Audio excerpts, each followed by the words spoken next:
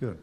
I know pro athletes and coaches, managers, they're usually intentional about not letting outside noise get into locker rooms, clubhouses, and whatnot as they try to do their job. But, just from a human aspect, I want to know, do you and your team kind of just feel the buzz between this matchup? I mean, it's two teams that have been right there at the end the past couple of years. Obviously, they won it last year, but it's a matchup that's obviously making headlines nationally and, of course, here locally. Do you guys feel that and see it? Well, they are the world champions, and I think there's a buzz every year that we come into this thing.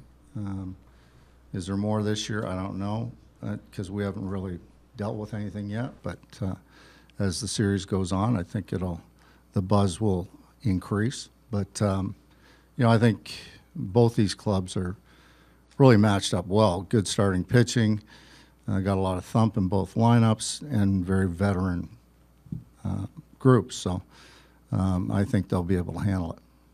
Let's go with the back wall. Matt on the left. What will your rotation be for this series? I got Sanchi tomorrow, and then I'll announce Monday's starter tomorrow. Okay, go to the front left here, first row. Hey, Rob, Crystal Rich, CBS Philly. How you doing? Good. Just curious. You guys are familiar with the Dodgers, facing them 2 times in the regular season. But what did you see out of their offense in their wild card sweep of the Reds that allowed them to be so explosive? Well, they hit a lot of home runs. They got a lot of slug in their lineup, and they proved to everyone that they can also win games and score runs without slugging. They got a lot of veteran hitters that grind at bats. They know the strike zone, and they don't get out of the strike zone a whole lot. So you have to pitch them very, very well. And really, both teams are able to be very explosive. How important is it for the Phils to be able to manufacture runs in this series? It all depends on their pitching. They got really good starting pitching, and you get into a tight ball game and their guys on, then you may have to do some things. But I do like the slug, the ability of us to slug, but I do like the ability for us to be able to manufacture runs when we need to. We've sort of showed that over the course of the year. Okay, let's go to Dave right in the front. Hi, Rob. Hi.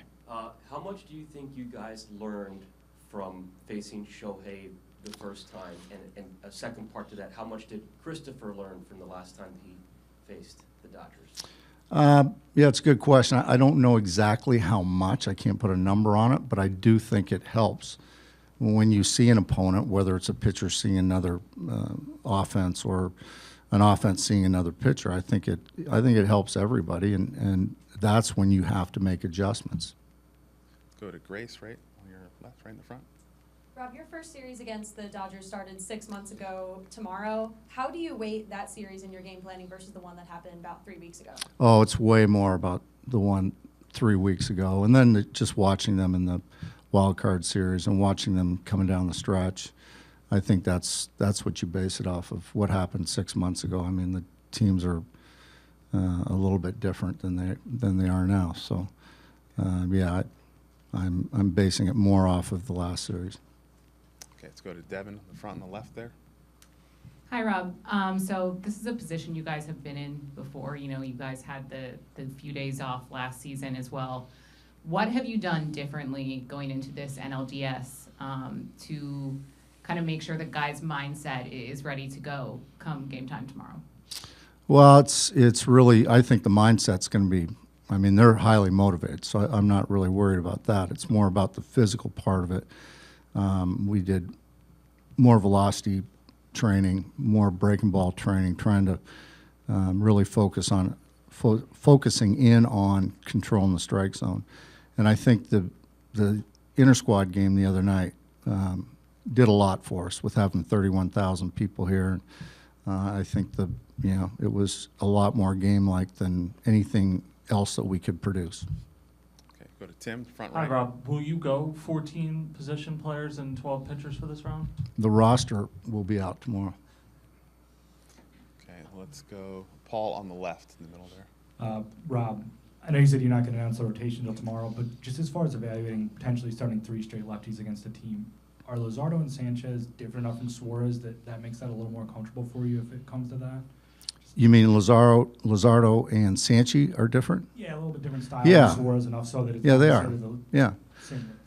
Yeah, I mean, Luzardo is more the power guy, and Ranger's more the finesse guy. So I think it's kind of two different guys. So it's not like we're pitching the same guy back to back.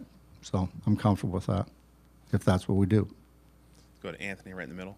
Rob, I have an individual question for you. So you set some lofty goals. We talked about this for Trey at the beginning of the season.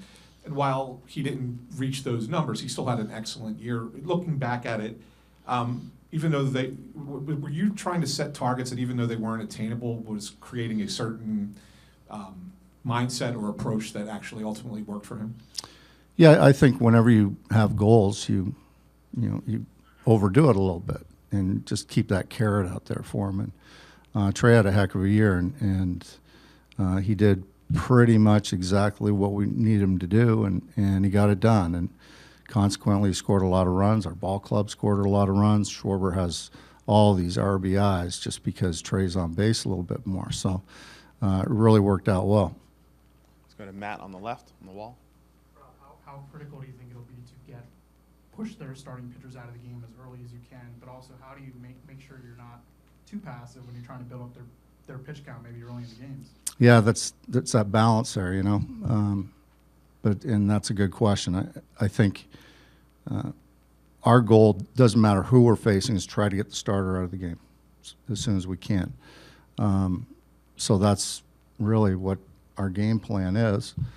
I don't think that it's that a secret. So yeah, we'll try and do the best we can. To your point, not be too passive where we're taking a strike or something like that. We're not going to do that. But what we really want to do is keep the ball in the strike zone.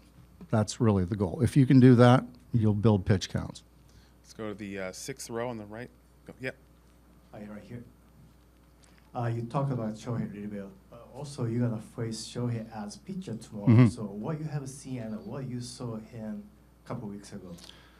Well, a couple of weeks ago was probably his best start of the year. He was, phenomenal. It's the combination of power and control, command, stuff. He was really good. He was pumping strikes, and it was 98, 99. The secondary pitches are all way above average. So if he's doing that, it's a tough task. Let's go to Bob in the back left. And Rob, with the Dodgers bullpen being in such a state of flux, is it create a challenge for you as far as really having no idea who they're going to bring in as soon as the starter's out? Well, I think once we know their roster, I think you can kind of figure out where they're going to set their pockets. So, and then you react accordingly. That's all you can do. But I think that they're going to, once the starter's out, they're just going to match up till the end of the game. Their potential closer?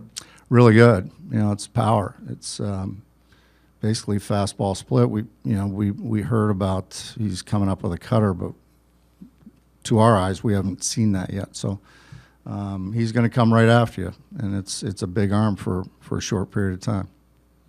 Okay, let's go to Cole in the right in the middle. Hi, Rob. One of the things that makes this Dodgers lineup so potent is their complementary guys at the bottom of the lineup. So how important is it to be aggressive early in counts against the guys at the top of the lineup so you're not falling behind when you get to the bottom? Yeah, it's always important to get ahead. Doesn't matter who you're facing. So, and that's, I think every pitcher on the planet, that's their game plan, is try and get ahead. So the numbers show it. If you're 0-1 or 0-2, the numbers against a hitter, the hitter's numbers go way down as opposed to 1-0, 2-0. So for me, it doesn't matter what part of the lineup you're in. Get ahead. Okay, let's go to the front here to Ty on the right. Rob, being in the playoffs a few years in a row now, you've gotten to do the NLDS, where the first two games are back-to-back days, and you have the extra off day. When you do have the extra off day, how does that change how aggressive you can be with your pitching staff and just kind of game planning? It all depends on your starting pitcher. If he's lights out, then you stay with him.